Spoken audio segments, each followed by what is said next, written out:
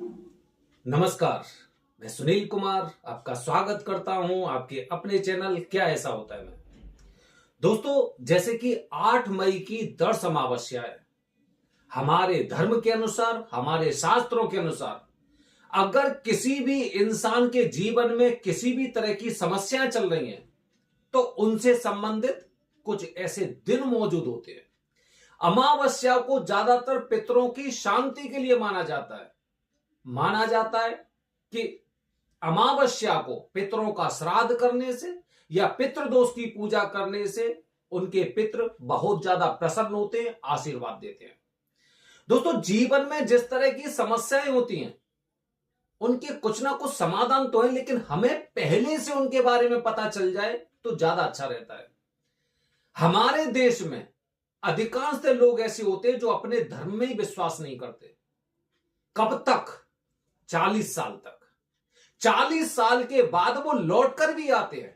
जो लोग 18-19 साल पर हाई हाई हाई लगे रहते ना, व्हाट्सएप पे मैसेज किया हाई, उस पे मैसेज किया hi, how are you, good morning, 40 साल के बाद ही ये लोग जय श्री राम, हर हर महादेव, जय श्री कृष्णा इस तरह की स्लोगन बोलते हैं। और सुबह ही सुबह जब इन्हें कुछ ऐसा मैसेज प्राप्त होता है ना, हर हर महादेव, बड़े प्रसन्न होते हैं। ओम नमः शिवाय, मतलब इस तरह की चीजें, जय श्री राम, जय हनुमान, इस तरह की चीजें सुनते तो बहुत अच्छा लगता है। हम अपने रास्ते पर लौट कर कब आए? जब हमने 40 साल तक पूरी दुनिया देख ली और पता चल गया कि अपने धर्म जैसा कोई धर्म नहीं है।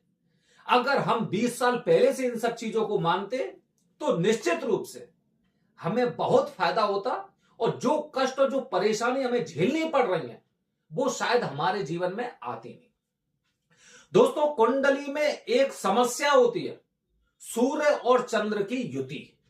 सूर्य और चंद्र की युति कुंडली के 12 भाव देखिए। ये कुंडली के 12 भाव दिखाई दे रहे हैं आपको। कुंडली के 12 भाव में कहीं पर भी अगर आपको सूर्य और चंद्र की युति दिखाई दे जाती है तो माना जाता है कि जातक का जन्म अमावस्या को हुआ होगा। मतलब 99% ऐसा होता है। काफी बार, मतलब बहुत कम, रेयरली चांस ऐसे होते हैं कि उस इंसान का जन्म हो सकता है चतुर्दशी को हुआ हो या प्रतिपदा को हुआ हो। अन्यथा सूर्य और चंद्र अगर आपके किसी भी कुंडली के भाव में मौजूद है तो यही माना जाता है कि इस बालक का जन्म अमावस्या को हुआ है। और अमावस्या का जन्म मतलब मान के चलिए कि पितरों का एक तरह से आपके ऊपर कोप है। आपने कुछ ऐसे अपने घर में कार्य किए, आपके परिवार के लोगों ने इस तरह से कार्य किए जिससे आपके पितर आपसे क्रोधित हैं। और जो कहते हैं ना, उसका फल के रूप में ये बालक प्राप्त हुआ जिसके जीवन में अमावस्या से संबंधित समस्याएं इसके जीवन में आएंगी। जिन लोगों का जन्म अमावस्या को होता है, जानते हैं, कुंडली में कभी भी देखना सूर्य और चंद्र, सूर्य मतलब एक तरह से प्रतिनिधित्व, किसी को मैनेज करना, एक तेज अपने अंदर का होता है उसको प्रदर्शित करते हैं, और चंद्र मन की चंचलता को, अपने सुख को। दूसरे शब्दों में माने तो सूर्य को पिता और चंद्र को माता का रूप माना जाता है। ये दोनों जितने दूर रहेंगे, सूर्य और चंद्र जितने दूर रहेंगे, ये उतने ज्यादा पावरफुल होते हैं, शक्तिशाली होते हैं, और माना जाता है उस इंसान को उतना ज्यादा सुख प्राप्त होगा। लेकिन अगर सूर्य और चंद्र दोनों एक साथ उपस्थित होते हैं तो मान के चलिए कि जीवन में कुछ तो समस्या है। ऐसे लोग मानसिक रूप से ज्यादा परेशान रहते हैं। इनकी काल्पनिक दुनिया होती है, सोचते हैं ये अगले पल ही बहुत बड़ा पैसे वाला, धनवान, या फिर अगर इनके शरीर में कोई बीमारी लग चुकी है, कुछ ऐसी समस्या है, तो इनके दिमाग में ख्याल चलते रहते हैं, मैं अब तक सही हो जाऊंगा, ऐसा हो जाएगा, वैसा हो जाएगा। मतलब जो कहते हैं ना कि जो ख्याली पुलाव होते हैं इनके, वो चलते हैं। दूसरी बात, ऐसे लोगों में बुरी आदतें भी आ जाती है। और तीसरी, पारिवारिक समस्याएं भी होती हैं। पारिवारिक समस्याएं अब निर्भर करता है आपका कि कुंडली के कौन से भाव में सूर्य और चंद्र की युति बनी हुई है। दोस्तों देखिए, पहला भाव, पहले भाव में दोस्तों जिसे लग्न का भाव बोलते हैं, अगर पहले भाव में सूर्य और चंद्र की युति बनी हुई है, मतलब अमावस्या को जन्म तो हुआ ही है, लेकिन ऐसे लोग मानसिक पीड़ा से जूझते रहते हैं। हालांकि पहले भाव को सूर्य का भाव बताया जाता है, पहले भाव को सूर्य, लेकिन चंद्रमा पर बहुत कमजोर है। और दोनों की युति बनने से मान के चलिए कि आदमी थोड़ा सा चंचल स्वभाव का रहेगा और उसका सूर्य की वजह से व्यक्तित्व तो आकर्षण रहेगा, लेकिन मानसिक रूप से ऐसे लोग परेशान रहते हैं। दूसरे भाव की बात करता हूं दोस्तों, इसमें देखते जाइए। दूसरा भाव होता है धन का और परिवार का। अगर दूसरे भाव में सूर्य और चंद्र की युति बनी हुई है तो ऐसे लोगों पे मान के चलिए कि आर्थिक पक्ष इनका बहुत ज्यादा कमजोर होता है। ये पैसे की जद्दोजहद में लगे रहते हैं, लेकिन इनकी पूर्तियां नहीं हो पाती। और पारिवारिक कुटुंब में भाइयों से, चाचा से, ताऊ से इनके संबंध खराब रहते हैं। तीसरे भाग की दोस्तों अगर मैं बात करता हूं तो यहां पर मिला जुला असर प्राप्त होता है। मिला जुला असर रहेगा और मिले जुले में यह ऐसा होता है कि ऐसे लोग साहसी तो होते हैं, लेकिन इनको याद दिलाया जाता है कि तेरे अंदर ऐसी पावर है, इस कार्य को तू कर सकता है। जैसे कि समुद्र को लांघने के लिए जब भगवान हनुमान जी को उनकी शक्ति का स्मरण कराया गया था, उसी तरह से। चौथे भाव की दोस्तों बात करते हैं। चौथा भाव एक तरह से मान के चलिए जैसे कि चंद्र का भाव होता है, और इसमें ज्यादातर लोग जब इसमें युति बनती है तो ऐसे लोग अपने परिवार के साथ ही, अपने प्रियजनों के साथ ही साथ रहना पसंद करते हैं। इनकी माता यहां पर प्रसन्न होती हैं और इनकी चीजों से माता प्रसन्न रहती है। पांचवें भाव की बात करते हैं दोस्तों तो भावनात्मक भाव होता है ये पांचवा भाव। भावनात्मक भाव यहां तक कि संतान से संबंधित भी होता है। तो यहां पे ऐसे लोगों को संतान से संबंधित समस्याएं भी आ सकती हैं, चुनौतियां इनके जीवन में आएंगी। यही अधिकांशतः ऐसे लोग होते हैं जिनको बच्चे पैदा होने में समस्याएं होती है, जो जगह जगह ट्रीटमेंट लेते हैं, लेकिन इनको संतान की प्राप्ति नहीं हो पाती है, या फिर ये उसके विकल्प ढूंढते रहते हैं कि आखिरकार संतान की प्राप्ति कैसे होगी। छठवें भाव की दोस्तों बात करता हूं तो छठवें भाव में अगर ये युति बनती है तो छठवां भाव होता है शत्रु का या बीमारी का। ऐसे लोग बहुत ज्यादा डरपोक प्रवृत्ति के होते हैं, बहुत ज्यादा तनाव में रहते हैं, चिंताओं से घिरे हुए रहते हैं ऐसे लोग। और मान के चलिए दोस्तों कि ऐसे लोग कहते हैं ना, जैसे हमारे दिमाग में चीजें आती रहती हैं उसी तरह से हमारा जीवन भी बनता जाता है। क्योंकि शत्रु और रोग से संबंधित है, तो मतलब रोगों को बढ़ावा देना और शत्रुओं को भी बढ़ावा देना इस भाव का कारक होता है। तो यहां पर जब आपकी ऐसी युति होती है तो आप इन दोनों चीजों से बहुत ज्यादा परेशान रहते हैं। बहुत जल्दी बीमारी आपको लग जाती है, या फिर आपकी छोटी छोटी बातों से आपके लोग शत्रु बन जाते हैं।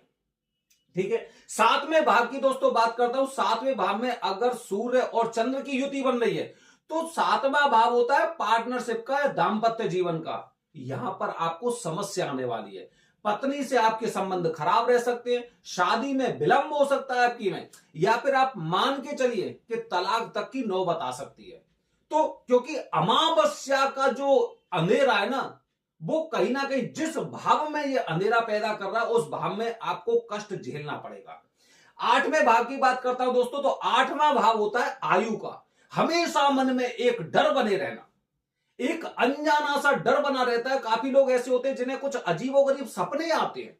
उन्हें सपने में कुछ सांप दिखाई देता है, सपने में भूत दिखाई देते हैं, सपने में अंधेरा अंधेरा सा दिखाई देता है, सपने में ये अलग रास्तों पे जा रहे होते हैं और कोई इन्हें जानता नहीं है। मतलब कुछ इस तरह की चीजें इनके जीवन में चलती हैं कि इनमें एक अनजाना डर बना रहता है। नवें भाव की दोस्तों अगर मैं बात करता हूं तो नवें भाव में अगर ऐसी होती है तो ज्यादातर लोग धार्मिक प्रवृत्ति के होते हैं, लेकिन ऐसे लोग अपने स्थान से, जन्म स्थान से दूर रहना पसंद करते हैं।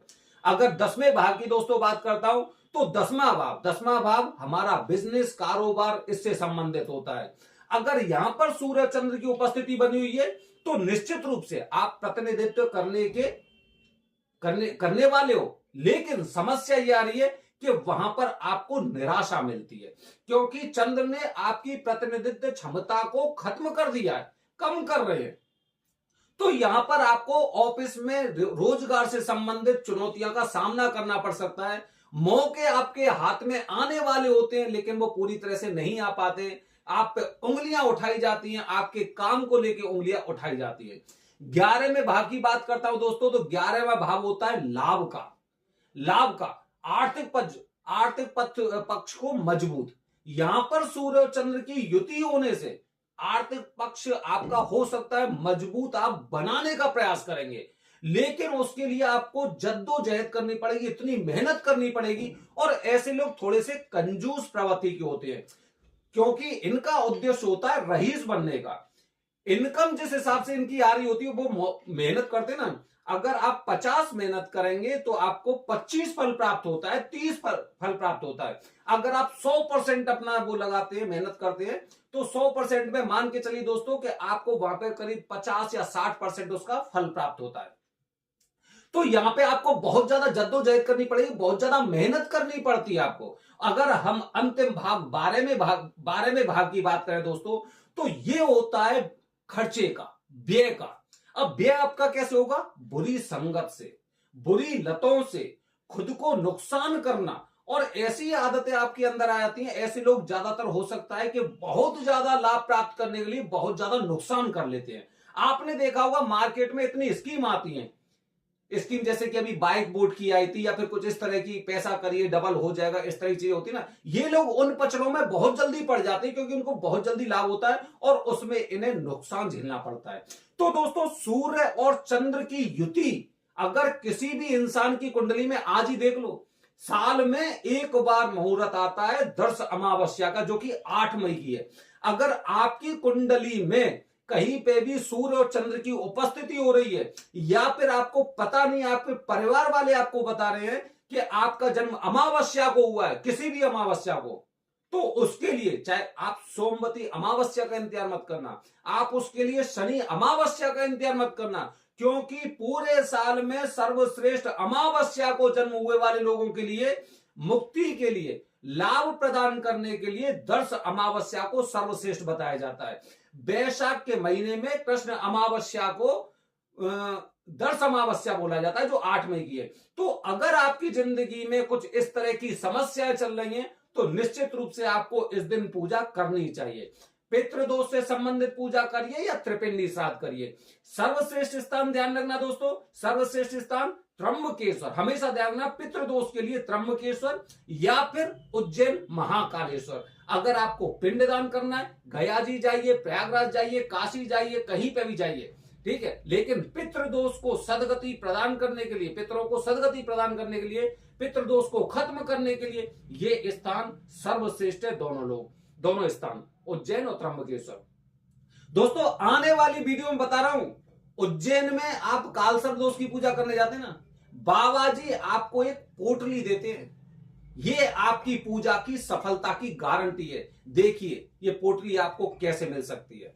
हर हर महादेव, हरि ओम।